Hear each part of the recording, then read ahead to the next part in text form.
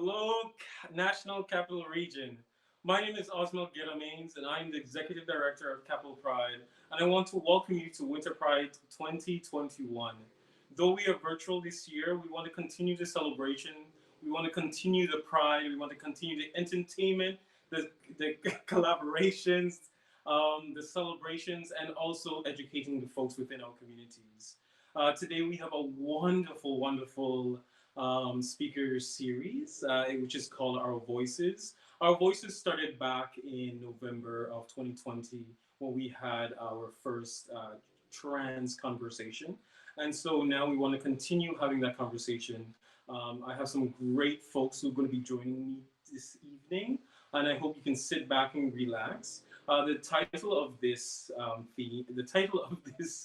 session is called Our Voices, excuse me, that's a lot. Our Voices, Anti-Black Racism, a conversation from a Black queer perspective. So in this conversation, we're going to have great folks from all across Canada, some folks from here at home, myself and Debbie, with a trickle here and there from Toronto, and we're going to go all the way to Vancouver to see the wonderful Kelendria Nation. So before we continue, what I'm going to do, I want to introduce these folks to you. Oh, but before I do that, I should continue introducing myself. So I use the pronouns he, him, and his, and I identify as a cisgendered queer Black man and Latino. I was born in the Dominican Republic, and I came to Canada, where I am living my life to the fullest of being a proud queer Black man. And so let's move forward, and as I read out the bios for these folks, I want you to sit back, relax. If you have questions, keep it to yourself, because we have questions too. But we're gonna enjoy ourselves tonight. So first, I would like to introduce to you folks Kelendria Nation. Now, Kelendria Nation is a Black woman of trans experience of Caribbean descent who uses her perspective and unique experience to bring awareness to the various issues surrounding trans people, especially trans women of color. She has dedicated herself to using her voice to impact change and bridge understanding across all communities. So Kelendria provides advocacy, resolutions, and transitions for trans-identified peoples through her work in community space. Through advocacy, she strives to allow folks to see that trans, non-binary, and two-spirit identified folks, because of their multiple intersections, are oftentimes left out in conversations. True. With collaboration and standing in solidarity with other community members, she has been given the tools of being able to communicate her experience, which has allowed her to tell her own story in her own voice. It is her hope that in time, there will be more opportunities to empower other BIMPOC identified folks in the same which she has been. Thank you, Kelendria, for being with us this evening. Now, our other speaker is Debbie Owusu-Akyeea. So I was trying to practice that, and I think I got it correctly. So if not, I'm sure Debbie will let me know. So Debbie is a Black feminist with over 8 years of local and international advocacy experience in variety of roles, ranging from programming and counseling to policy analysis and project management. She is the new executive director at the Canadian Centre for Gender and Sexual Diversity, which is CCGSD. She has had the pleasure of bridging her passion for social justice with international development at Oxfam Canada and volunteering with feminist organizations like the Ottawa Dyke March, Harmony House Women's Shelter, and Planned Parenthood Ottawa. She is also a board member of the Venus Envy Access Fund, creating funding opportunities for members of the community she loves so much. Now, when Debbie isn't yelling into a megaphone at a protest or organizing events, she's probably on the field somewhere playing rugby or baking a cake. I wish I could bake a cake. God knows I can. Now, our last speaker for this evening is Rodney De Viralis. He uses he, him pronouns. Rodney is a Haitian Canadian multi-hyphenate artist, activist, and community activator. He's a founder of Black Lives Matter Canada and director of Wild Seed Center for Art and Activism. His artivist practice involves the curation of large-scale public installations that blur the lines of protest and performance. He is the author and co-editor of Canadian bestseller Until We Are Free, Reflections on Black Lives Matter in Canada. So I want to say thank you so much, folks, for joining me this evening. I don't know if folks can see you on the screen right now, but the way how we're going to move forward with this event or this discussion is that, oh, there's everybody. Hi. Hey, folks. I hope you can see me. But the way how we're going to go forward with this discussion is that we have a few questions that have been submitted by the public, and some of them which were curated as well. And this conversation is just going to be a conversation of, just a few friends just having fun, enjoying life. We may not be in like, I don't know, like yes, yes, y'all, or we may not be in like a club that's only focused to Black queer arts, but we are here together and we're here to enjoy ourselves and just to activate great voices. So how are folks doing? Can you hear me? Yes, doing good. Yes, I can hear you. Wow, I was just wow. wondering. Sorry, what did you say? What did you say, Kelendria? Sorry? I'm doing well. I'm really blessed and privileged to be joining this conversation and looking forward to having thought-provoking dialogue with these folks. Yes! I love it. Now, how are you doing, Rodney? Likewise, I'm jazzed. This is Black Futures Month, Black Present Month, Black Employment Month, Black We're Here Month. And so excited to be here with y'all, getting a chance to talk about the future and getting a chance to talk about all of us. And I'm so excited to hear from Kelendria and Deborah and to sort of continue this conversation. That's good. That's good. And Debbie, I haven't seen you in a long time. We were supposed to go and have like a drink somewhere, but that never happened. COVID happened and lockdown happened, but we still get spaces like this where we get to see each other and kiki amongst, skin folk, which is good. So I'm excited about tonight's conversation as well. That's awesome. Well, it's so weird because the other day I actually contacted someone and said, like, let's have a tea and let's have a tea, sit and gossip. So I'm doing that on Saturday. So so that's exactly what we're doing right now. So I have my little tea over here, and I've noticed everybody else has their own drinks as well. So again, let's just tea and gossip it and just go down the line in terms of these wonderful questions that we have. All right. So I want to start off with the first question. And this question, I just want folks to, just answer as truthful as you can. Upfront as you can. In some cases, folks try to hold back, but I know that four of us won't be holding back. So my first question is, what is anti-Blackness? How are some ways that anti-Blackness present itself in Canada, primarily in the province you're from, and in non-Black communities of color? So anybody can answer the question or wants to start the conversation off.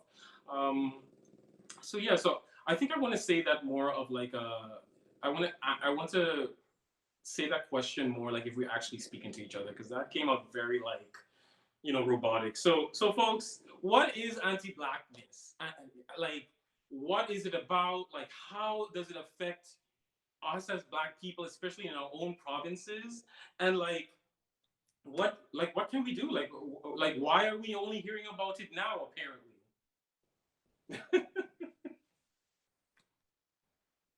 Debbie.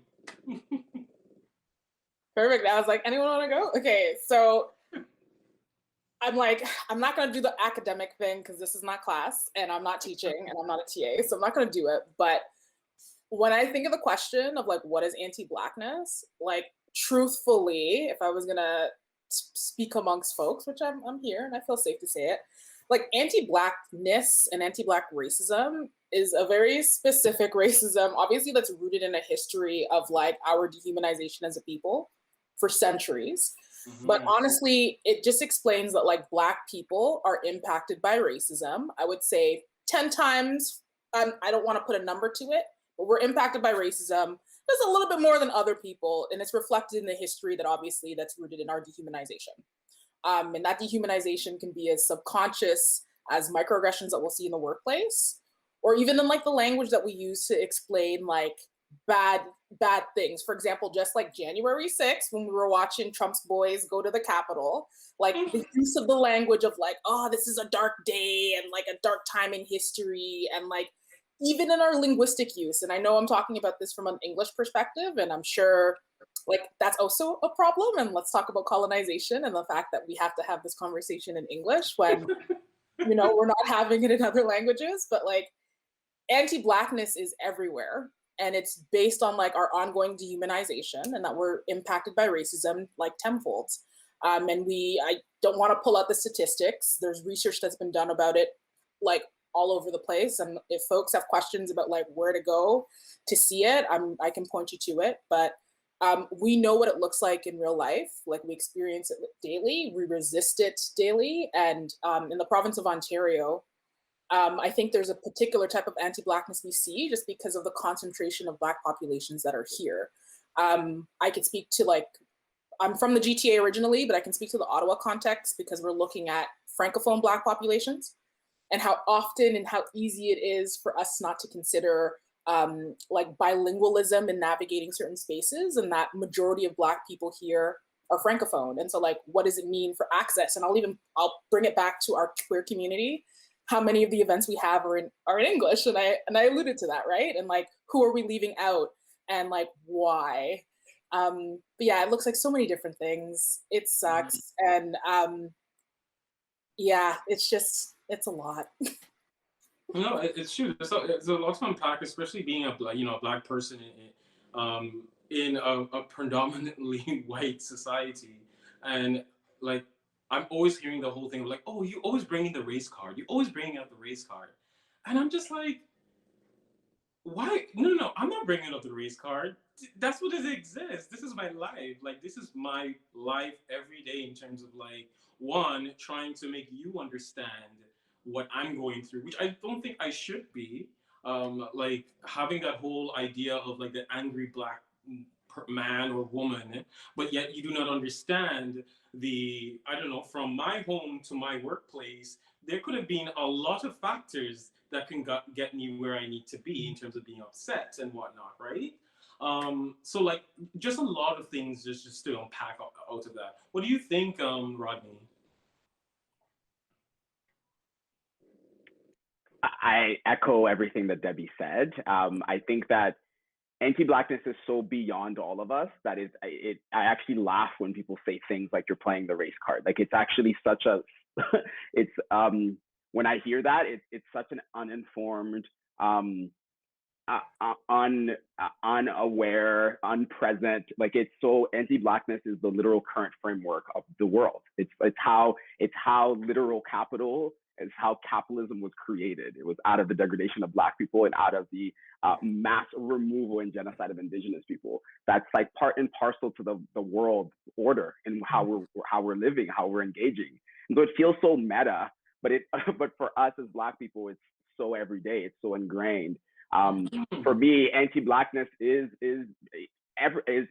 even this panel, is the fact that we still have to talk about we have to talk about not the panel itself, but the fact that we have to constantly come out and fight for our lives and talk about our lives and try as much as we can to having everyone understand what it is that we're experiencing. That itself is as a result of anti-Blackness.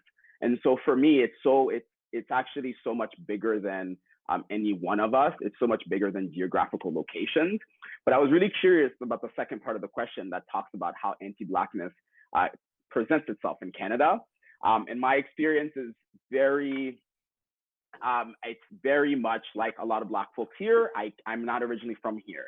And so I was born in Haiti. I grew up in the US, and then I moved to Canada. So I have a sort of like experience that connects all three countries very much closely together. And so coming to Canada almost as an adult, I think I could sum up anti-Blackness in Canada as a commitment to the denial of anti-Blackness, a commitment to the lie, a commitment to a lack of curiosity to even knowing, a commitment to not even, you know, at the US, there were conversations on race. They were heated, but there were conversations.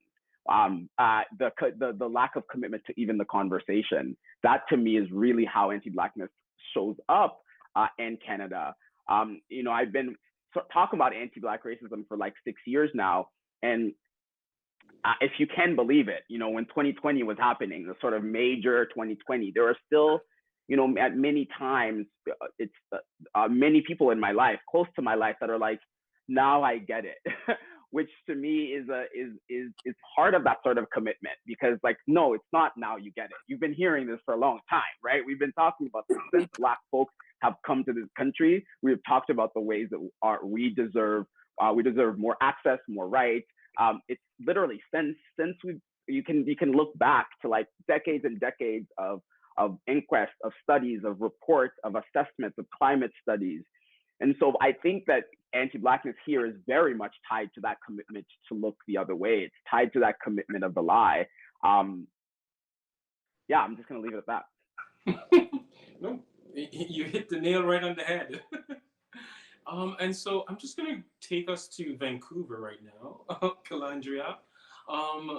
Do you have anything that you want to add to this, or your lived experience in terms of being in Vancouver? I was there only for a short while, but we share the same plights, I'm assuming. So Kelendria, let's hear from you. Hi, folks. So anti-Blackness to me is intrinsically linked to systems of oppression. I think that the ways that we experience the world prior to the events that happened this summer were not recognized. And so I see what has followed, the outpouring of support, as one positive, but as a negative of all this visibility, not only visibility for folks who identify as transgender and non-binary or two-spirit, but what it means to be Black and how to walk in this world as a deeply melanated person has really amplified the challenges that we have when we access space. People, I guess, tend to talk loud. And for some folks, it sounds like if we're arguing. And so I remember one time that my husband and I were the only persons of color, Black person and person of color that lived on that particular I guess landing on that floor. And I cannot tell you how many times security came up to my door saying that, oh, is everything okay here? Is everything, just because we're talking what I think is talking normal, but for some folks apparently it's talking too loud, and it's like giving that whole connotation that, oh, Black people are loud. They're just like, mind you, I don't play music in my house. I mean, not that loud, but just the fact that folks are coming to our door and telling us that we're too loud because we're just having a normal conversation. So like this conversation that we would have, I would assume, because us being Black people, would also have that whole idea like, oh, sorry, there's too much noise, or the noise is too loud, or whatnot. And it's just like, just little things like that comes around in terms of what allows us to, I guess, like blockades us from being who we want to be, or just having fun, you know? I'm just gonna go to another question that we have. And so, how did growing up Black and in the 2S LGBTQ plus community shape you as a person? Now, this question is a bit weird. So I'm just gonna turn that question around and just be like, and let's just say, like, we already know we're part of the 2S LGBTQ community because that's how we identify. But at the same time, I just want to know, like, you know, how, like, I'm just gonna take that question and just flip it and say, in the queer community, do we see anti-Black racism raising its head? Because in many cases, people keep telling me that, oh, we are we're the 2S LGBTQ community, we're all our families, but yet in many cases we tend to leave out Black trans women out of everything. We tend to leave out queer folks with disabilities out of a lot of our events and a lot of the things that we do. And so I just want to know from you folks, what do you think? Let's start with Debbie again because I see she looks like she's ready. Yeah, I could definitely, I can delve into that. I think it's an interesting question, and I think I have. I wish I had more of a context in the Toronto area, but I came into my queerness when I moved away from home at the age of 18. And what was important for me from the beginning was finding other Black queer women. That was a necessity, and I think being young, queer, or like trying to figure out what the heck is going on. The only images I saw of like specifically like lesbians or bisexual or pan women were white or Black women who are in relationships with white women. And so in the need for me to find people who understood the cultural complexities of being both Black, African from the continent specifically, and queer, I had to find people who look like me. And so it wasn't until I moved to Ottawa that I found that space. And it was a very intentional space. And that, I always I make the joke about Blockorama being like Black Queer Christmas, because, we all get ready, outfits ready, pressed, ready to go. And then I get to like listen to my own music, Afro beats, reggae, dance hall, and like I can still be Black in a space that won't give me a side eye for winding up on a woman, or that I could be around, all types of genders. Like that for me is beautiful. And so having that space has given me so much. And I think it's a very, very beautiful thing. And I think what is the added bonus of having that space is that it gave me, chosen family and community to navigate what I will say is the like white racist nonsense that comes with like navigating queer spaces as well. And I'll talk about it from the Ottawa context. This city is a government town. Most wealth in this money when it comes to like queer community is white, cis, gay men. And with it comes its challenges. And I think what we saw, and I believe in 2017, which was Ottawa's response, and I'll give credit to the work that Rodney and the organizers in Toronto did it in 2016, if I'm correct, if I have my years correct. We did our own action here. And I think it's a very interesting circle moment that I'm on a panel with Capital Pride when I was helping organize a disruption of Capital Pride in 2017. Seeing the like visceral, disgusting response from white people in this city was everything I needed to know, that I have my safety, even within what is supposed to be a safe space in LGBTQ spaces, with Black and other racialized people. And of course, the allies who were there, that thank goodness for them, because having them put their bodies on the line so that we were protected was important. But the like that for me was such a necessity, because there is a racism problem. If we're gonna look at who owns the clubs in the city of Ottawa, like queer spaces, I can tell you who, like what they look like. I can also I can tell you the anecdotes of Black queers having to deal with anti-Blackness in all those spaces, and how sometimes our desire to create parties and clubs where we can listen to our own music is also seen of like a, why are you trying to separate yourselves? And then like them not getting it. And I think it brings it back to the, like, I think Kelendria mentioned it, of not really getting it, that even in a space that's supposed to be safe for us as queer and trans people, I still have to deal with violence. I've been like where my body is treated as like of access because of how people are just assumption. It's just like, well, we're all like queer, so I'm just gonna grab onto your ass because you're like, I don't know, I know I'm pretty and stuff, but like consent, right? And like having to deal with that, where even when I was going to straight clubs, I didn't deal with that. And it was a very weird, interesting thing to see. But I could go on for days, which I know we have the space to do that here, but there is a particular insidious racism that exists within LGBT communities, including in Ottawa. And I think where things are different in Ottawa is that this is a government town. It tends not to be the go-to space that people think for like radical organizing.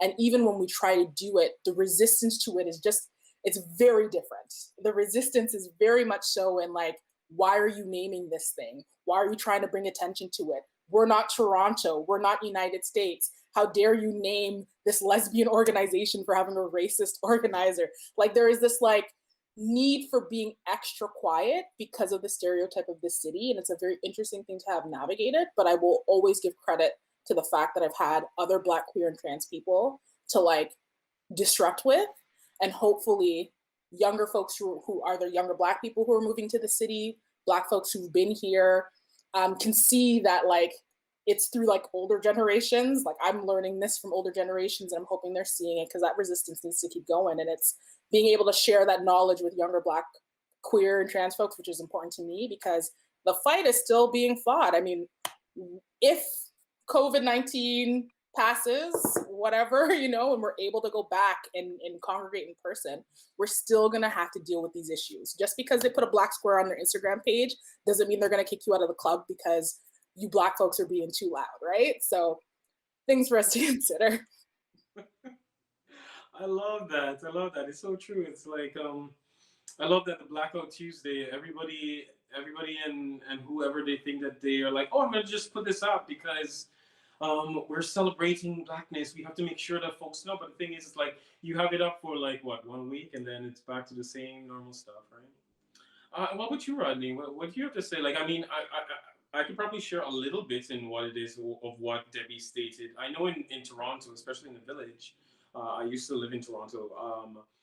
You can definitely see how the village is constructed, where the village tends to be more for cis white gendered gay men, while Black folks and people of color tend to have their yes yes y'alls and those other events, but they're all the way down Queen Street West, and so you have that whole idea of like, well, why are the white folks here and the Black folks there? And again, it's to make community in space, because in many cases you're in those spaces, and the first thing you're just like, you know, you're either being harassed, you're asked weird questions like why you're here, and in many cases in the past I have been called the N-word in you know, a local a very famous gay bar, and I'm just like, how is it that we don't see that this is happening, and then we're saying that we're supposed to be this togetherness thing, you know? And so, Rodney, if you want to elaborate more, sorry.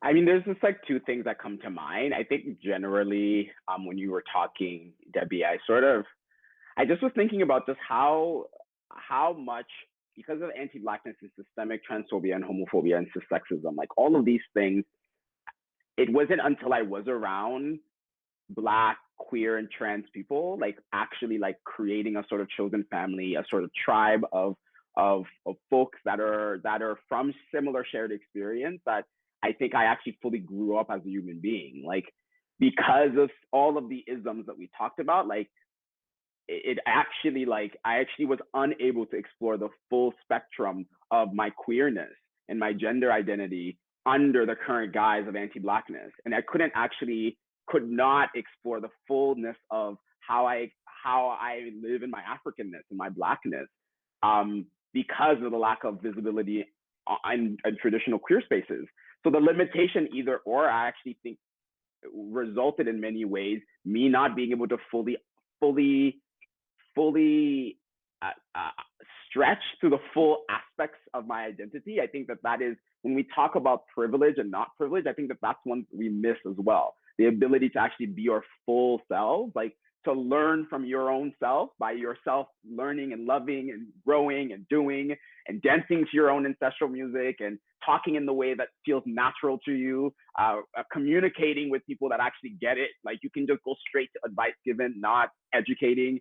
Like all of those chip away at our ability when we're isolated from each other. It actually chips away at our ability to come to, I believe, to our full selves. I mean, like everything that everybody says, it's actually like, it's nauseating to talk about anti-Black racism within queer spaces, because it's in Toronto, the anti-Black racism is also tied to an anti-poor agenda. So the sort of expansion of the village is also tied to a deep anti-sex work, anti-poverty. It's like, it's not only pushing out Black folk, but it's expanding space and removing tent cities. It's bringing in like really inaccessible, the most inaccessible condos, really selling the village for the condos. It's any grunge spaces that maybe were mixed, had different people of different races are suddenly all gone. And then for many of us in our communities, I don't think, for Black communities specifically, I don't even think there's anything salvageable for some of us. I think that we are sort of creating these alternative spaces because it's just, you get more bang for your buck than trying to save spaces that are so rapidly changing. And there is a clear the priorities are very clear, particularly around the village, of who they want to live there.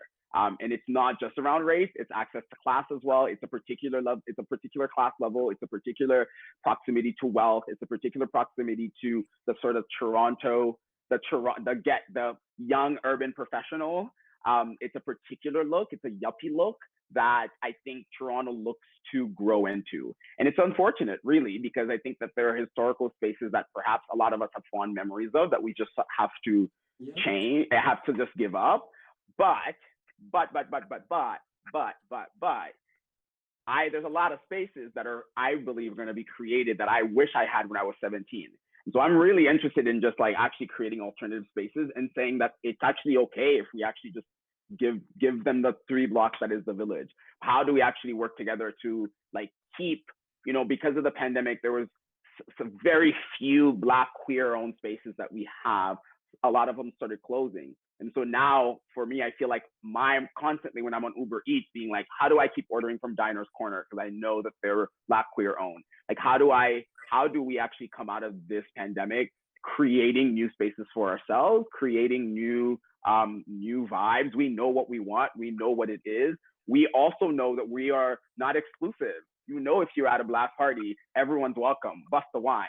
And so we actually, like, the work that we do in generating for ourselves actually benefits everyone, actually allows, in the same way that Vogue allows everyone to go to their full spectrum of their selves, like the stuff that we create actually allows everyone else to feel their full self. So I feel like that in many ways feels like it's an optimistic sort of like a positive look into a future that we can actually like bun those places, right? Like the place that you're talking about, Debbie, with like those bars, like bun them. Just like, how do we create a club for ourselves, right? Et cetera, et cetera. Love that. And so before we continue to the next questions, I want to make sure, Kelendria, do you want to add on to this specific? Oh, and folks, one more thing. When we're going through the questions, anybody can just answer it at any time. If you want to like cut me off and answer the question, please do. As I said before, this is family. We're family. We're just talking. We're shooting shit. We're having fun. So yeah, so cut me off if you think the question is too long, or just be like, you know what, Osmel, I got this, and just answer as we go along, right? So Kelendria, what do you think about this? I think space is challenging. I think because I am a Black woman, I am a woman of trans experience, creating space has always been challenging, or even finding space, if I'm honest. Yeah. One, being a Black woman when in this society is really difficult. And oftentimes when folks transition or they're going on their gender affirmation journey, we speak of that loss of privilege from transitioning from within the binary, from male to female.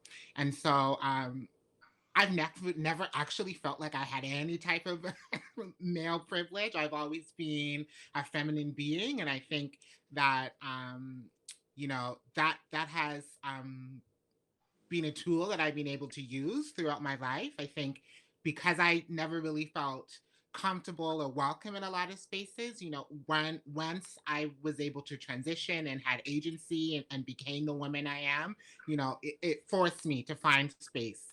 Particularly when it comes to my advocacy work, I didn't see anybody like me. So that was my call to get involved. I saw that community was dominated with a lot of white folk. And so I was like, this is not what it's going to be. I need to get in here, shake up the room, let people know that Black trans women exist. Because before that, I never saw any Black trans women, and I still don't see any Black trans women. If you're from Vancouver and you're Black and trans, please find me. Yes. Because I'm looking for you. I'm looking to find other deeply melanated trans folk who are wanting to get involved and create space. When I think of racism in the LGBT community, I think it often falls back to this assumption in society at large that we're a homogenous community, that we're welcoming to everyone, and despite us not having family who are affirming and supportive, you'll have the community. The community got your back. When really, it's oftentimes not like that. I'm very fortunate to have a circle of chosen family and folks who really understand me and put up with me. And I'm going to call you out at every opportunity I get because that's how I am. I don't feel like I have to be someone who calls in folks all the time when I'm confronted with something that's upsetting or challenging for me, or something that I deem as blatantly racist or transphobic. And, folks can have the most well intentions, but still have an underlying of transphobia that is rampant. You know, I'm from the Caribbean. I'm from Jamaica, to be specific. I'm here as a first generation Canadian. And so I don't feel like I was raised as a Canadian. I was raised as a Jamaican with the understanding that, my grandparents and my mother and my aunt all came here, for a better opportunity. And that still extends to us. I am Jamaican at the core. But within Jamaican culture, there is this notion of scary queen and witch queen. This idea that a witch queen is someone who can hide their homosexuality or hide their transness as a way to garner or how do I say, be able to propel themselves for a certain position and then be able to come out and be themselves once they're in this position of, securement and opportunity and stability. And, that has never been me. And I've always been proud of who I am. And, part of my advocacy work is for folks to understand that this myth that when folks transition, that we're the same people, I totally disagree. I'm not the same person I was. I am the woman I've always been, but I'm a loud and proud Black trans woman. And if you have a problem with this, that is not my problem. And I say this to say that when I experience challenges within the community, I feel it's in part of my responsibility to educate folks, because if you ain't gonna hear it from me, who else are you gonna hear it from in your life? Who's gonna call you out when these things happen? It at times can feel like a burden or a huge responsibility. And so I'm very aware of how I practice self-care. I'm an introvert, if you can believe it. So I love my quiet time and doing all those things. But when I also look at community, when I look at the parade that goes down here, I don't see in the past, when I used to be involved, I should say, I don't see any spaces specifically for trans women, specifically for Black trans, queer, non-binary, and two-spirit folks. It's becoming more inclusive now, and I think that is a result of what happened this summer. But I think that it's going to take some real intentional work, and it's going to take calling in the folks who are already doing the work and paying us respectfully. We all have to live, we all have to secure the bag the best way we can, and none of this, not paying folks what they need or what they desire.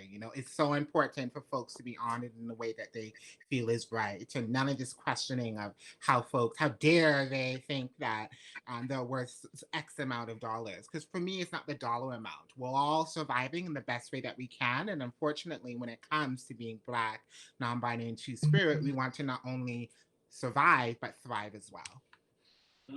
Good. I love that. I love that. So, folks, I'm also taking notice of the time, and so we're going to continue going through our questions. And you know what? And even if we don't get to all the questions, that's okay. Because again, we're family, we're having conversations, we're enjoying ourselves, we're drinking our tea, or water, whatever you're drinking. And we're just doing this right. So my another question. Oh, sorry. No, go, Rodney. You said you could interrupt you, whatever. I'm curious if Go ahead. I'm just curious from hearing, because I know we went through the questions earlier, and there was like I feel like there is definitely a question here I for sure want to answer, and I'm curious if I would love to hear if Kelendria or Deborah have a particular, like, what if there and we can do this I think after you've asked Osmel, but if there is a particular question that you want to provide a particular perspective on, I think that would be I actually, because I know we were saying with time, but I feel like I would want to hear what is your favorite question of these questions. I think that perhaps I will look for mine as well, but we could do it after your question, Osmel, for sure. I don't want to interrupt you. No, you know what? And this is good because I like this. So what I'm gonna ask folks to do is that everybody has a question right now, like in front of you, and just like choose one of the questions. And I think that way, it doesn't look so robotic that I'm asking questions and then you folks are answering. Let's just, if in any case, let's look through these questions. If someone has a particular question and you just want to sit down and let's have a kiki around that question, even if it takes up the majority of the whole session, I think it's fine because at the end of the day, it's like, again, I want to make sure that this conversation is that we're just having fun. We're just talking. We don't need to go like robotic. And I feel that I've kind of been doing that. So let's just go through these questions and then let's see. I see one question now. Is this a question you want, Deborah? So yeah, I really like the question about how do you deal with your intersecting identities of being both Black and gay, and do those two things conflict? Because I definitely want to touch on something that Kelendria had mentioned that got me really excited, because I think it points to, I think, my problem with the way we talk about like diversity and diverse identities and how they're all conflated as one. And like that is that's the problem I think we're dealing with navigating anti-Blackness within LGBTQ spaces. But I'll wait for other folks to bring up their question before we delve in. Okay, so what I'm going to ask folks, so that's one question. We're definitely going to hit on question in my notes, question 6. So if anybody else has other questions that you want to like, definitely you see it and you really want us to tackle, then just highlight it and then I will answer that particular question. Is that okay? All right, so I'm just gonna go and just answer your question, and I just want folks, our audience, to hear out the question, to listen, and to take it in. So the question here is, how do you deal with your intercepting identities of being both Black and gay, and do these two things ever conflict? So I'm gonna throw this at Debbie because she's the first one who said she liked this question though. Absolutely. So. The Black feminist in me was like, yes, let's do this one. So I experience my Blackness, my womanhood in the way that I do my own womanhood, and my queerness all at the same time. Mm-hmm. And I think there is a issue we face when people feel that you have to segment those things or that you experience them isolated. I do not experience my womanhood in a silo. I do not experience my queerness in a silo or my Blackness in a silo. I'm experiencing them all at the exact same time. So you best believe the misogyny that I deal with is anti-Black. And as soon as I mention that I'm not partnered with a man, you best believe that misogyny that's anti-Black is also rooted in some like very visceral hatred towards lesbian or queer women, because we are taught, and I'll have to bring up like unfortunately the impacts of colonization on my culture, that like there's a dowry my parents are never going to get because I am not getting married to a man. And that in itself comes with an entirely different conversation piece that I think I'm more comfortable having again within Black spaces, because I'm definitely not going to have that conversation with anyone else who doesn't understand how dowries come into play and how family or abusia in my country my language comes into play. The same way in like feminist spaces where I have to like point to the fact that most of our like feminist pedagogy that we use came from Black queer women and like trans women, and that like we can't erase that when you whitewash the term intersectionality and not mention the fact that it started because was coined by a Black woman who was talking specifically about Black women's experiences. So I experienced those all at the same time. So I find it interesting how, I don't know if it's like a myth or this propaganda that like I have to choose being Black or being a queer person, and that what it does in some very, very sad way is like it reignite internalized like anti-Blackness amongst a lot of Black queer people, where we have to like hate our Blackness in order to like be our true selves and our true queer selves. And you see it because there is a thing in Western society of treating whiteness as inherently progressive. And in my opinion, that is extremely violent, considering the history of colonization and imposing the gender binary on these lands in which we are occupying and having this conversation, in our homelands back in the continent, and in our current, like in the current geographic spaces that I think each one of us come from a different country that is Black. Like there's something to be said there that whiteness is treated as inherently progressive when we're watching like what I would say are decolonial movements of queer and trans people back in the continent, in Jamaica and Haiti and in Dominican Republic. Like that's decolonization. Whenever these countries strike down anti-sodomy laws, I don't see it as like us becoming Western. I see it as us getting rid of decades and centuries of like laws that were imposed on by either the French, the English, or the Spanish, right?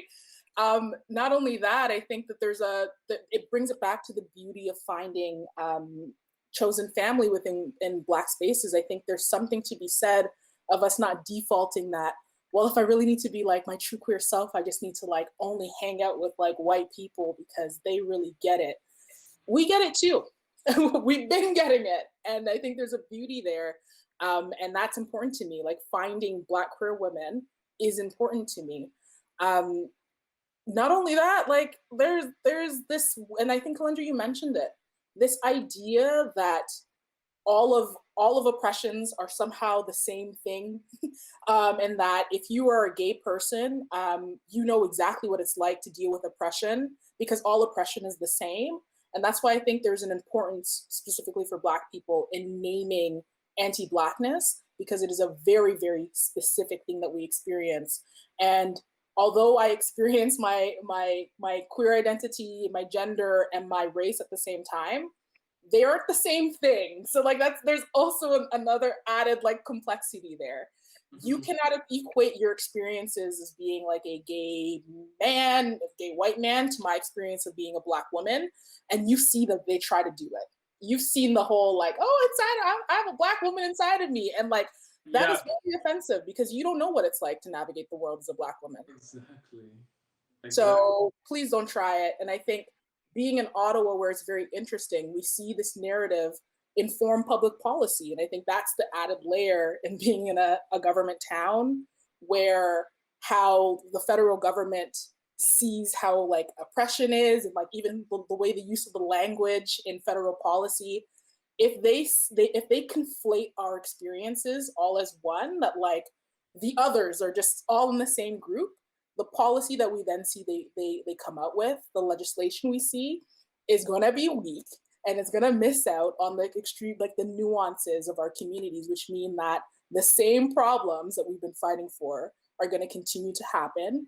And in my opinion, sometimes it causes further harm. And so long-winded rant to say that I experience all of these oppressions at the same time. They are intrinsically different. And you cannot equate your experience as a white queer person to mine because, honey, two different lives. No, two extremely different lives. So true. So true. I mean, like, again, even with the idea of like using various words that come from, that are created by Black women, like the yes, gods, and all this kind of stuff, and seeing it being used and not stated, well, you know, give the acknowledgement where it's coming from instead of like continuing saying these things and just like, yeah, we want to use your Black way of speaking, apparently, as they say, but yet we don't want to acknowledge it. It's like everyone that saying everybody wants to be Black, but nobody wants to be Black. And so in many cases, it's just like it's so irritating to me because I see that so many times around me, and like even being a leader in a position, being a leader, a Black leader, you always get the things like, oh, you're being dismissive or things like that. And the idea of that is just like, you're just trying to save your ass because at the end of the day, you know that you are in a position where people will attack you for the littlest things.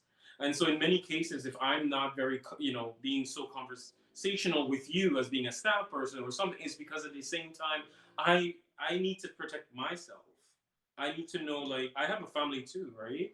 And I think these are the things that people tend to forget. And Kelendria, you wanted to say something? Yes, sorry, but I really have to interject in here. No, no, go ahead, You know, girl. Go being ahead. being a Black trans woman in this world right now is hard. Let me tell Yeah. you, it is hard. Showing up in my life, showing up in space, takes a lot of effort. And I don't mean to minimize the challenges that the rest of the folks here on this panel have within their lives, but this life is not easy. Being this person is not easy. And I say that to say that a lot of people, we look on the news, we're seeing trans women being murdered. They're like, why? Why? I have people in my life, I accept them. I don't know why. They must be tricking somebody. What I when people say that, I'm like, what are you speaking to? Because obviously you don't understand what the challenges that Black trans women face in society. You know, I have been told that I've been blessed with passing privilege, and I think that is a whole nother conversation, what it means to pass. For me, it's really tied to class, it's really tied to support systems, it's really tied to a lot of different things. But that being said, so many Black trans women are just struggling to just survive. And, oftentimes I often feel that within myself, this need and this drive to survive. And then as a Black woman, on top of that, it's exhausting. So many people, I'm a fan of a good paluca. I'm a fan of a good wig. And so many people comment, oh, your hair has changed. What is going on? Or they're like, why don't you wear your real hair? And I even experienced this with other Black folk. Why don't you wear your real hair? Well, why not? This is what I'm wearing. This is what feels comfortable for me as a woman, trans experience, as a Black woman. And so when I think about, the intersections of my identity, a Black woman, a trans woman, a Jamaican woman, what does that mean? Jamaica is not a very friendly place when it comes to anybody who is LGBT. It's not welcoming, but I feel so connected to my culture. It isn't funny. It's challenging at times because I don't have other Black trans women to speak to, to build community with. And so I'm so privileged. I'm so privileged as a Black trans woman to have friends. Queer women have opened up their arms and accepted me. Community members have invited me in, but oftentimes it could feel like tokenism, where I'm like, where are the other, where are the trans masculine folks? Where are the non-binary folks? And there's just pockets of us, and we get so consumed with living our lives, we often find it challenging to connect with each other and to build space. And for me, bringing all of who I am has been an adventure and has been really challenging. And I say that not to say that I am not blessed to have the opportunities I have, and to have work and to do this work and do advocacy work in the capacities that I have. But it is challenging to show up as myself constantly. Even in this pandemic, when we're talking like working from home and going out in society and what it means, to navigate the world in this pandemic, that in itself can be challenging. And so I just want folks to know that Black trans lives matter too, and they matter because the Black trans experience is very specific and very different than any other experience. And so, that added layer of being Black and trans, is an experience unto itself. And I just want folks, if you know anyone who's Black and trans in your life, reach out to them, ask them how they're doing, offer a hand of friendship. If you're in a place of power, and invite Black trans women to the table, give them opportunity and spaces to have their voice heard. Yeah. I love that. I love that, guys. Rodney, you're right there. Look like you're holding back. What's going on? I mean, Kelendria and Debbie have said it all. I have nothing else to add. Everything else, it really is. I think we're just in a transformative moment and an ability to actually really, even as a community, actually understand each other and understand how much complexity we have even within our own, so much complexity. And it is partly that visibility that Kelendria talks about. It's partly where we're moving so fast in so many ways. And I think that simultaneously, as much as we spend time talking to others, simultaneously, as much as we spend time educating to others, as much as we spend time fixated on the others, I'm really I am really, yeah, I'm really excited that this new possibility of us understanding each other's complexities a bit more. Now, giving each other the space to bring all the parts of ourselves to the table. And as Debbie said, that is a decolonial project. Like that is a sort of personal and collective project that is a part of decolonizing ourselves and decolonizing the space, or spaces that we are in. Okay, I like that. So we're gonna continue going through our questions. One question that popped out that folks seem to be wanting to answer, and so I'm gonna state this question so that folks at home can hear it. Now, what's the detriment? Now, people, this is a hardcore one. This is a hardcore one, though. What's the detriment to Black and brown persons hearing, "Get over it. It happened already," and move on regarding their experiences with racism? I know for a fact all of you have heard this before. Rodney, you look like you really want to answer this question, so please. Ooh, I'm not gonna lie, y'all. My whole suggestion of nitpicking a question was to get to this question. I was like, oh my gosh. I was like, if we end and we don't get to this bottom question, because it of all the sort of questions, and I am happy somebody brought this up, because I don't know from y'all's experience, Kelendria and Debbie, but that is the first sort of wall that I encounter with non-Black folks. It's the very first sort of gate that's put on, is the get over it. And like at its core, what's interesting about it is that it's like the biggest form of gaslighting ever, because we're sort of waiting for y'all to get over it, TBH. Like we're just living our lives. Like at its, we are actually just living our lives, and we're waiting for the world to get over anti-Black racism. We're waiting for the world to get over systemic transphobia. We're waiting for the world to get over systemic ableism. Like we're sort of waiting. We are sort of like, y'all get over it. Like get over it. But it's sort of, what it does is it's an incredible way of just absolving yourself. Like it's such a, you're not even starting the conversation. You're not even starting the debate. You're not even pressing go. It just lacks in courage, and it lacks in commitment. I think that the detriment, unfortunately, is that it continually places the burden of anti-Blackness on us. So when they say get over it, it's because necessarily it's seen as our problem rather than y'all's, TBH, TBH. And so I think that what we sort of have to do, and what we try to do when we talk about anti-Black racism, is to hold a mirror to everyone else, all of us collectively in many ways. And so it becomes hard and it becomes difficult to hold that person accountable, or to continue holding the mirror to themselves if they're holding a mirror right back to you. And so I've always found that like smashing both mirrors and getting straight to the person, or acknowledging that whenever somebody close to me says something like that, that to me is a telltale sign that perhaps you're not even anywhere. It's gonna sound like I don't mean to say to make this sound funny, but like I think that there's sometimes that there's people that are not even in our levels when it comes to discussing anti-Black racism. Like if understanding anti-Black racism was school, like we're at like professional level because we live with this every day, and they're at like grade 2. And sometimes it feels impossible to sort of meet folks. And so to me, there's sometimes a detriment of circular conversations and conversations that necessarily don't go anywhere, when perhaps that person needs to go back to the drawing table and go back to like reading all the books, as many books as possible, and understanding it from the ground level. It feels like in many ways, as a Black person, I have to make a decision about choosing my battles.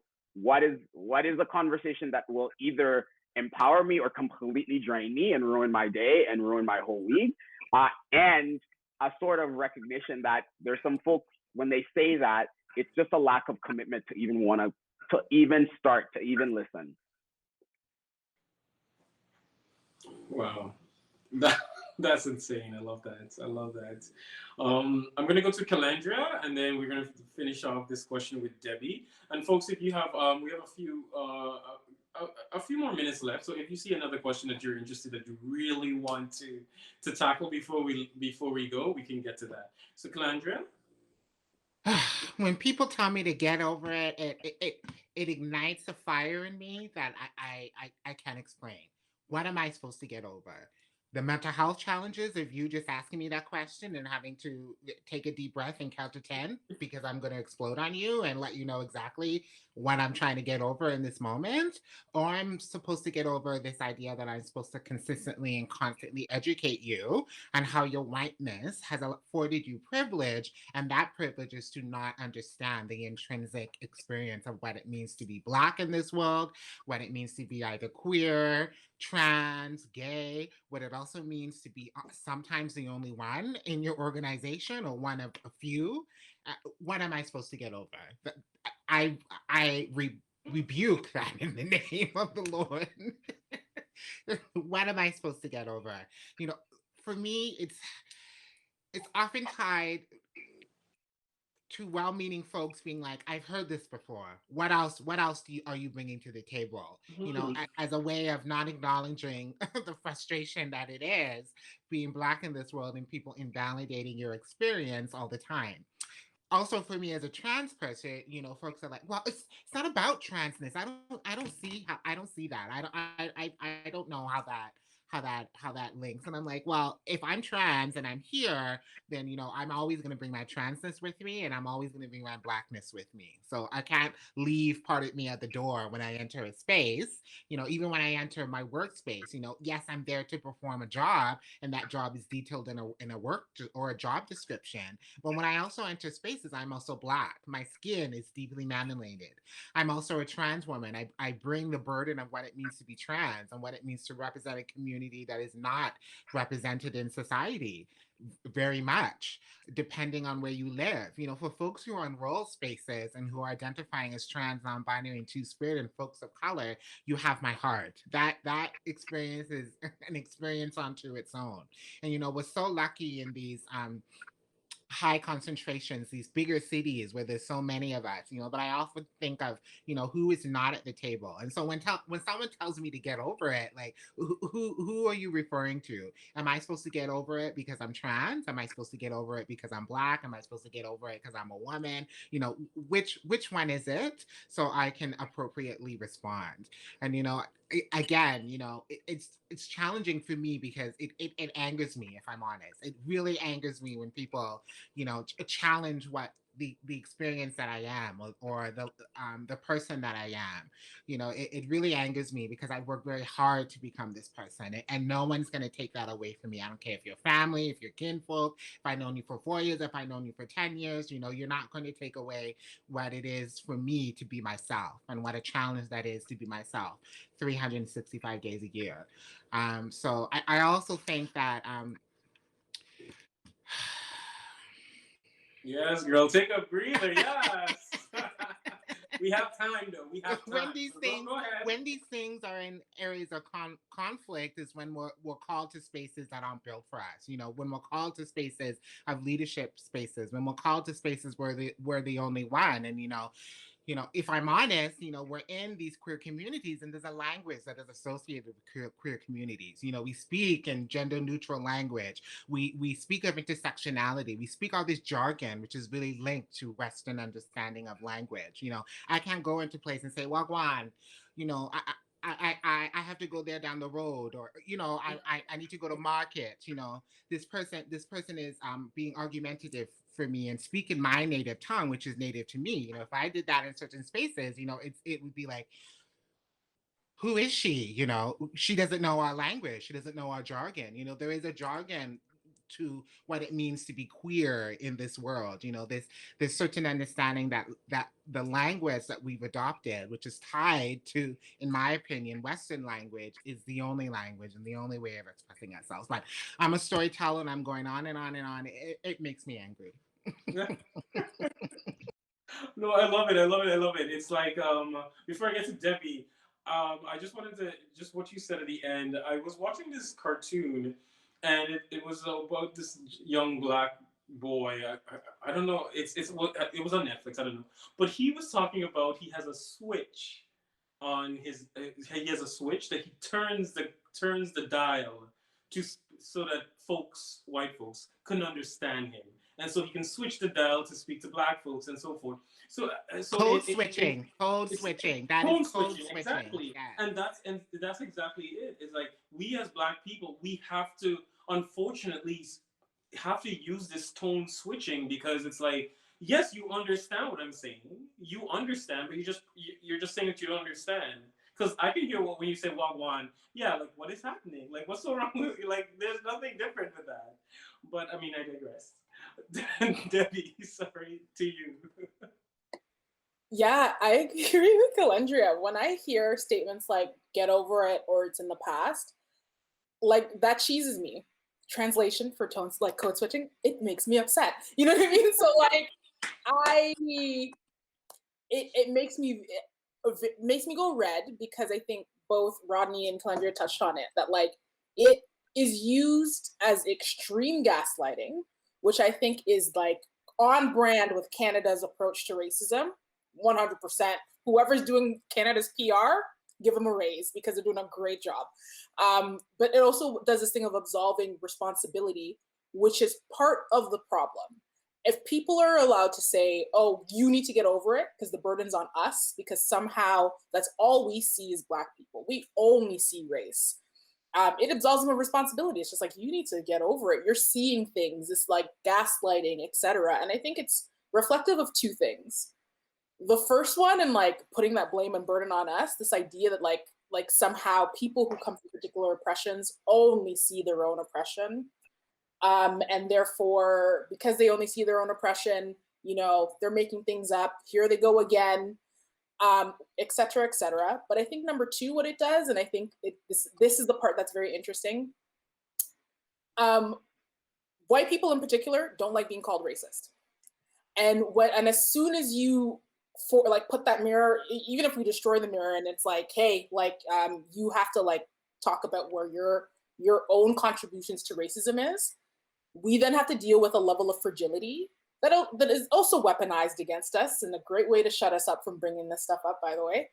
And that has a very interesting end result in like the ways in which bringing it up or calling someone's participation in racism comes up and their response. And I think, especially in LGBTQ communities, and I would point out the one here in Ottawa, when you point out someone's like, you know, when you're like, this is not about me, you actually did it, and here's your contribution, like here's what you've done that's racist or a microaggression. It's almost like, how dare you betray this some sort of like unwritten rule, apparently, where we don't call out other marginalized people for doing like equally like messed up shit. And I've seen how it could go wrong with like Black women in particular doing that, and Black women doing it in spaces where don't say so-and-so is a racist or whatever. And so this is me going on a long-winded rant, but I think that gaslighting is done for a reason. And once you move past that gaslighting and you actually are like, actually, here's what you've done, people don't like that. No. And it's funny because like there's cognitive dissonance. So how are we supposed to get over something that you actually know, exactly how racism works, because you know exactly how people treat, especially in our communities where we have access to like social justice language, when you're being told you're a racist, because we've all seen the results, we've all seen the tears, we've all seen the like, no, it couldn't be me. And probably some of us in this room have been the Black people that a white person who's been told they're racist come to be like, was I really racist? Please tell me, I want emotional labor, et cetera, et cetera. But I hate with every fiber of my soul any like get over it, it's in the past, because it isn't in the past. And I think what's an important message here too is, just because it's not a problem for you does not mean it's not a problem. And I think that is an important thing for people to know, because there's a level of selfishness in that as well, as on top of the gaslighting. Well, it's like, I don't have to go through it and you're the only one who sees it. Well, then why am I able to see this thing? What is it about my positionality that allows me to see racism that you're clear, it exists, but you get to choose not to see it? Yeah, I just think of the Arthur meme where Arthur's like fists, like, he has a little fist. That's where I go when I hear something like that. No, and that is completely and absolutely true. It's like the fact that I always find it's weird that we're all apparently educated the same way. We go to the same schools. We do all this stuff. We come up with either university degrees, and yet something as simple as what you're doing to me or what you're saying to me is just wrong, and you don't see it that it's wrong. It's like almost as though you're playing, and I hate using this word, but you're playing like if you like you're playing dumb, like you don't know what's going on when you do. And I think in many cases that happens in our society a lot. It's just the fact that it's like, yeah, well, racism is obviously something wrong for you, is a problem for you, but not for me.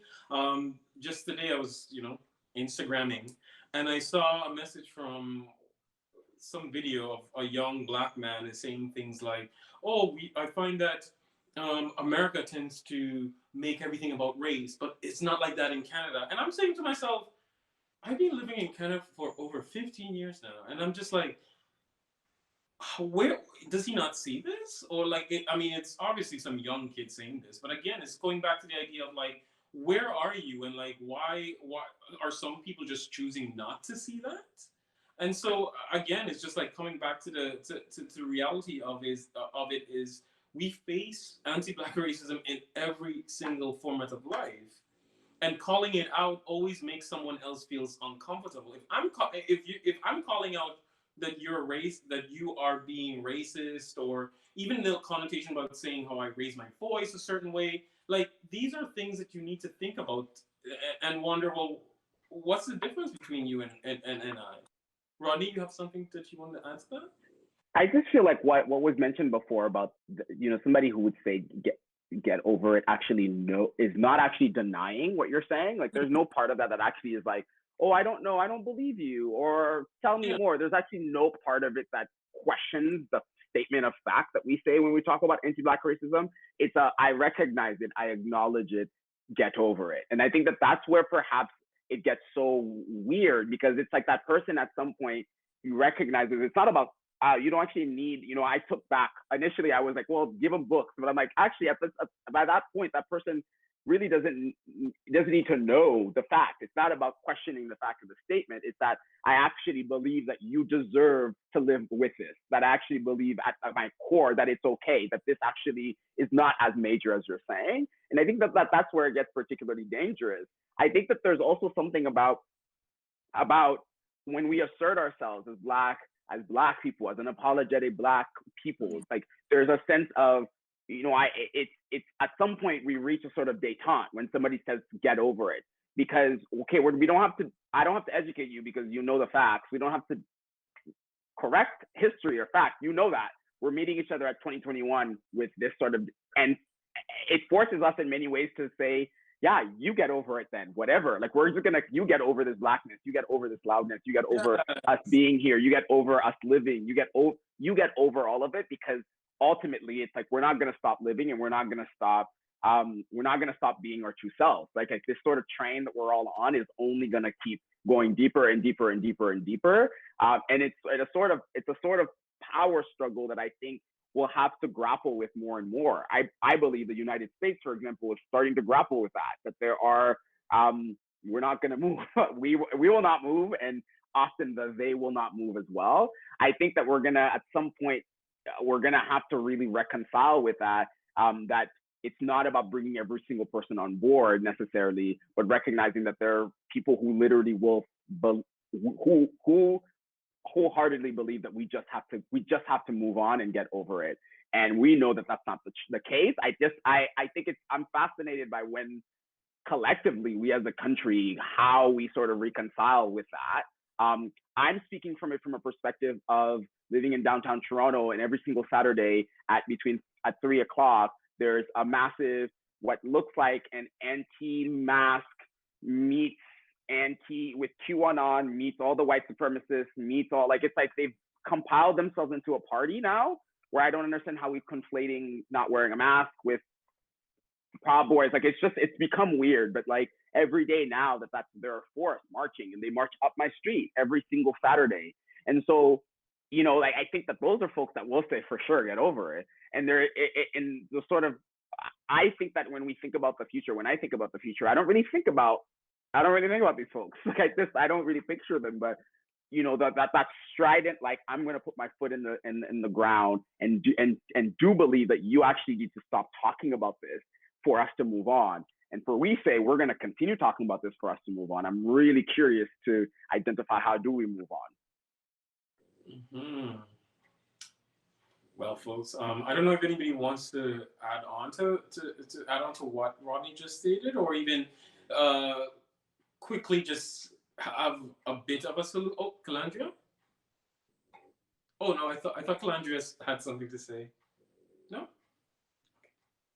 Yeah. Well, one thing I wanted to say before we go, we only have 2 minutes left. And so I mean, I'm just I don't know if folks are okay to just maybe go a little 10 minutes more, just so that we can get some more of these questions out. If that's okay with folks. Are people saying okay? Yeah. Kelendria, you okay? Okay, good.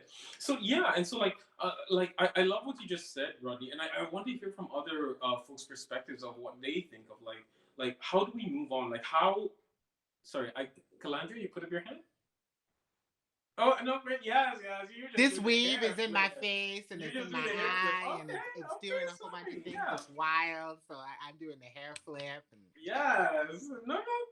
Do your hair flips. But yeah. But I would love to know more. Like, especially in Vancouver. Like, well, what do you think of what Rodney just stated? Like, how do you think that we as people, like, I guess I want to just turn it to that young black person. I guess someone who's going through to get over it. The person who's like, okay, well, I'm hearing it at school. I'm hearing it at work. Like I guess how we can end is like, how are we, like, how can you, or what advice I should say, sorry, what advice can you give those folks? Because there's many folks who send messages all the time and just like, I am just so frustrated. Like, we see it happening all the time, but like, how do we actually state, well, I know that we are powerful people, and we're at an age where we can just like, oh, whatever, you learn it yourself. Google is free. But then there's folks who are not able to do that, and so I want to at least tap into those folks first, and just giving them some advice from you folks, saying, well, this is how you should navigate a question like that. Is that okay with folks in terms of that question? yes, I thank you for asking that because I think that's a beautiful note to end on. I think young, black, specifically black trans folk, black non-binary folk, folks who are at the intersection of race and gender. I think really, if you're lucky to, and if you have someone that's close to you that can provide some mentorship, I think that's really intrinsic into building a sense of confidence. I came from someone who had no confidence, who was doing some really horrible things as a lack of um, having understanding of the person I was and having a voice. And I always say that transitioning saved my life. I don't think I would be here if I did not transition. Not to say that it has been easy, but I'm aware of how telling my truth has affected me and has allowed me to survive in this world that says women like me do not survive. In the States, they say the median age for trans folks is 35 years old, I think, or 32 years old. And I would say in Canada, the challenge is much different. We're lucky here that we have some laws in terms of protection, but I really want the young folks to really find people in community and find space and find folks that you can build a relationship with. I think, that inner thought process that we had, that inner transphobia, that inner homophobia that says you're not worth it, because you're black, because you're gay, because you're trans, a life that's worth living is not possible. It's just too hard. And I would say it is hard, and I don't want to minimize that, but for me, it has allowed me to learn so much of who I am and the woman I am and the people I want surrounded to me. It has influenced my work and, working in healthcare, working in the helping profession, that has been my my call for the last little bit. And so when I think of folks persevering when it comes to anti-Blackness, why we're all here, I think it's important for folks to have a unique understanding of how you identify, not only as a Black person, but as a person in general. Read books, talk to folks, find those kin folks in those spaces, and really um, uh, take the time to learn who you are, and it is not an easy process, and like wine, it gets better with age. I I hope. love, I love that. Debbie? Yeah, I think Kelendria's response is very beautiful because I also agree on like the importance of mentorship. And I think it's also reflective of who we are as Black people to like share stories, to pass those stories down. And I think it's like an innate thing in us too, where we build intergenerational relationships. I think it happens very naturally. And I think it's just, there was a Black woman scholar who recently said, like, we carry it in our DNA, like doing that and sharing those stories. And I think finding mentors, whether they're like a Black mentor who is queer or Black mentor is trans, if you can find them, please do and hold them close, because I think that there's a beautiful reciprocal relationship that's there, because I'm not that much older than, Gen Zers, but I'm learning so much from them. And I'm learning so much from them as they are coming to me and asking me questions of like, how do you do it? How did you come out? Or how do you stay so confident? And like, you're one of the most confident like Ghanaian women I've seen who's queer. And I'm like, oh, I can show you 20 more confident Ghanaian women. Here's where they're at. And like, teach me how to do a TikTok so I can learn how to share information differently, because you folks are doing that in a way that is so cool, right? Like, I think there's a beauty in that reciprocal relationship. And I always will say that like older folks, wherever you are on that spectrum, because what's older to someone is younger to someone, there's a responsibility I think we have to like giving that information to younger generations as well. I also think that it's also important to find queer community that is Black. I will emphasize that because it will be your saving grace from protecting you from, or at least affirming what I think is important, so that you in particular aren't going through internalized anti-Blackness. And I think that it's so easy in trying to like go into like finding queer spaces that are predominantly white, where you end up internalizing these ideas that like Black people are inherently homophobic, Black people are inherently transphobic. And those are very dangerous myths that are racist and perpetuated by this like weird idea that, again, like I mentioned, whiteness is inherently progressive. I don't think so. I think a beautiful way to like challenge that narrative and those feelings is finding the beauty that is Black queer spaces. And like, for me, I started that out by like looking at like Tumblrs of Black lesbians when I was in like first year university, because it was like crowded with like all these like white lesbians with hats, like long hair and these like backward hats. And I'm like, okay, whatever. But like actively finding Black lesbians and Black bisexuals, Black queer and trans folks, because it was like, okay, I could do this because they can. And we're building so many solidarity spaces all over. You can do it. And I think especially, and I'm speaking to folks who are similar to me, who are also connected to another country, like Ghanaian, like I'm meeting young Ghanaian girls. Some of them are reaching out to me on Twitter, which I think is very beautiful, showing them that like, we're not alone.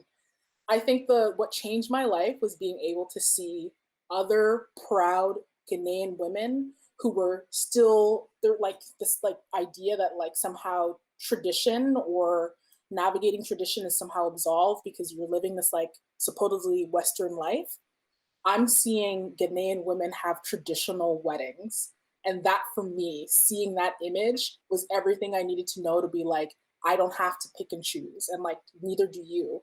And I think that is the beauty. And that's the part that you'll need to like self-preservation, Audre Lorde quote, which is one of my favorite on like that being an act of warfare, because this work is exhausting. I'm sure a lot of folks here can attest to it, but it's finding these beauties in the beauty in like taking time to like for yourself, but in also taking your time to like love yourself through loving other Black people. It's a very powerful thing. And so like, that's what I would tell a young like Black person, is that find mentorship, find other Black, queer, and trans people, actively search for it, because it is like, it'll give you that rejuvenation, that like confidence you need to deal with what is a very like violent world. And it's getting me through it, and I'm sure it's getting others through it too, as well.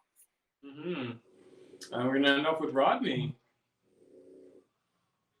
I definitely deeply resonate with what Debbie and Kelendria said. I think that specifically thinking of what you mentioned, Debbie, around finding each other. I think that right now in this sort of like digital world, this super hyper connected world, that's becoming more and more possible, and that's really exciting. Thinking about folks that are in really remote areas and how they're able to plug in a different way, and how they're able to access Black trans magic, Black queer magic, Black queer and trans brilliance, like thought leaders, artists, works, like being able to see yourselves and ourselves reflected, I think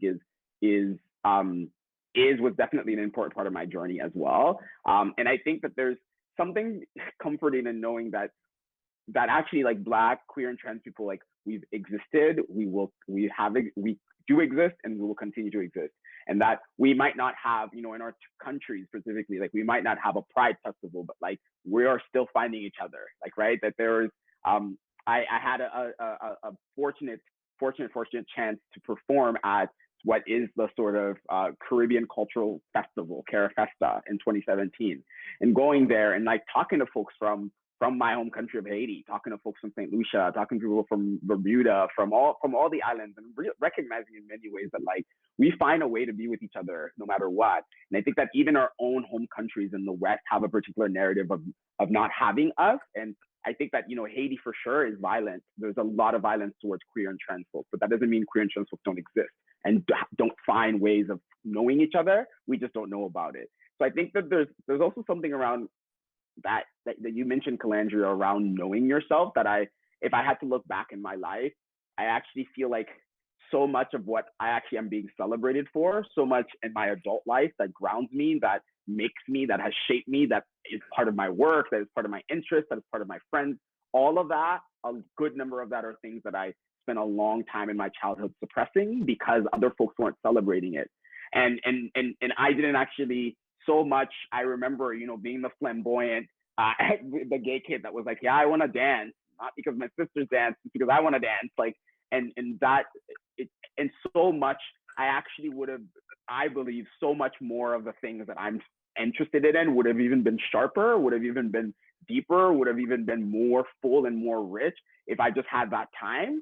And so I do think that there is something around, as Kelendria said, taking the time to actually finding yourself. And for me, I knew that I like both of y'all has mentioned, the sort of, for me, my 18th birthday was my escape to find myself in many ways. But I had known that this was going to happen for years, and I sort of had, I knew it was possible, and I was waiting. And what I sort of wish I did more is actually just completely, deeply invest in myself, because what was so fringe, what was so out, what was so not, is what's completely being celebrated right now as an adult. And I wish I had that perspective in a way. And if there's any young people that are watching here, knowing that if you're going through the experience yourself, if you're loving yourself, and if you're investing in yourself, and if you're looking out for yourself, and if you're protecting yourself, and trusting that that hopefully you'll find a chosen family that can take that burden, that support for you, and that we can be our biggest cheerleaders in many ways. But those pieces, I feel like that Kelendria and Debbie mentioned, I really feel like if I had to look back at myself growing up, and when I engage with young people, that's the thing that I tell them about, right? Like that you might not actually get rid of that bully, like that bully might actually be here every day. That person because that bully sometimes is our parents, that bully sometimes is our teachers, that bully sometimes is our pastor, and that we might not be in a place to leave that, and we might interact with them every day, but honestly, just like ignore the fuck out of them and keep dealing with yourself. Keep figuring out whatever it is that makes you your unicorn. Keep changing your pronouns every day. Keep changing your hair color every day. Put that weave on. Take the weave out. Put the braid on. Like, do it for yourself. If it has to be in the closet, literally, if it has to be like you taking on and changing yourself behind closed doors, do it, because investing in yourself and grounding in yourself is only going to benefit you later in life. Mm-hmm. I love everything all of you said. Like, I know it's kind of weird, but I'm actually sitting here and I'm tearing up I'm not gonna lie. Yes, I am. And the reason being is because I wish I had that advice when I was younger. And just to know that we've reached to a place in life where this advice can be shared through this, I guess, this technology or whatever you call this that we're speaking through. And I'm just like, I'm sitting here and I'm just like, I can see a younger Osmel taking this in and just like knowing that, yeah, like I was dressing up, I was, being different from everybody else. But then at least I know that being around and having conversations with Black folks, family, I would say, it always feels good. Like I'm even sitting here and I'm just like, oh my God, Osman, it's like it's been during this whole lockdown and this pandemic, it's like the only person I've been speaking to is my husband, and it's just like, and yes, he's a person of color, but it's so refreshing having this conversation with the three of you because it's like this is what I think Black folks need each and every day, just like calling up someone and just having these kind of. I mean, it don't need to be this conversation, but some type of conversation, just so that we can know that the only validation we need is ourselves. We don't need other folks that validate us. We are beautiful. We are like touch this skin, touch all this skin, and it's just beautiful. Yes.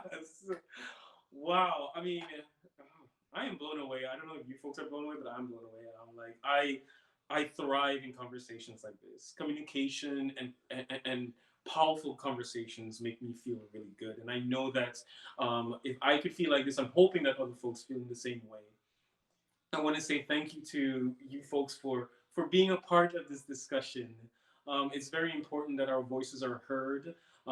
It's very important that we continue to fight. Like I want to say thank you to Rodney De Viralis, being a co-founder of BLM Toronto. It's like I remember being there when the parade stopped, and I knew that after that a lot of things were being changed. And I want to say thank you for that. And it was awesome. And thank you for the work that you continuously do. For Debbie, girl, we need to. Oh, go ahead. Sorry. Can I just say, I will say thank you to all of our ancestors and thank you to every other person who was out on that street. Yes, yes, no, and it's true. And I'm sorry for that. So yes, thank you to every single person who was a part of that because for me, I was there and I'm just like, yeah, like this needed to be said and it was said and it's wonderful. Debbie, girl, we need to still meet up. We live in Ottawa, unlike the other folks, but we need to meet because I need to tell you things. You need to tell me things. Thank you again for being part of this wonderful discussion. You are a true trailblazer in being the first Black queer woman as the executive director of your organization. So I want to say thank you for joining us tonight. Like, yes, look at you. Love you. Thank you. And finally, but not least, I want to say thank you to Kelendria. Oh my God, who identifies a woman with trans experience. I want to say thank you so much. I wish that we spoke more in Vancouver, but you know how things are. I was only there for a few minutes. Yeah. But I'm hoping that we can continue having these discussions, like having these conversations. You have my number. I have your number. I do. Let's talk. Yes. I And we do. hope that all of us can continue the conversations in our own spaces. So I want to say again, thank you to all three of you for joining me this evening. And so I'm just gonna go do a little, I guess, a little hype for the rest of the week. So I want to say to folks, thank you so much for joining us this evening. Thank you for hearing our perspective, the queer Black perspective on what is anti-Black racism. Winter Pride Week had a huge opener today with Kelendria, Rodney, and Debbie. And we hope that you can join us for the rest of our other events. One of them is our Drag Family Hour that's happening tomorrow. It's going to happen twice, so 1 at 2 p.m. so you can get those kids together, and another at 5 p.m. so those kids who are in school could see it as well.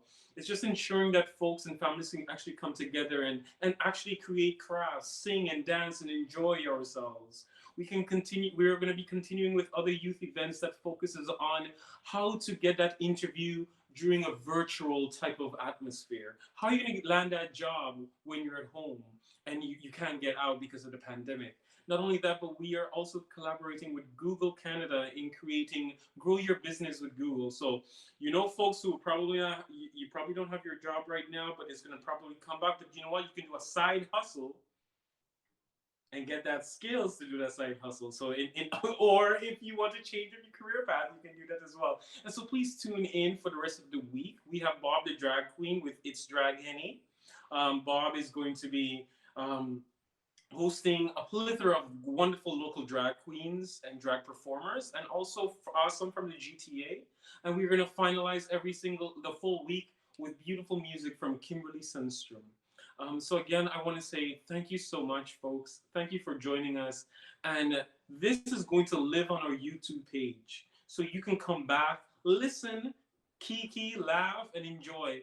And I hope to tell the folks, I want to meet each and every one of you without this light thing in my face, because every single time I close my eyes, I see a circle, and I just want to see you folks, and I just want to hug you folks, and I just want to have good conversation.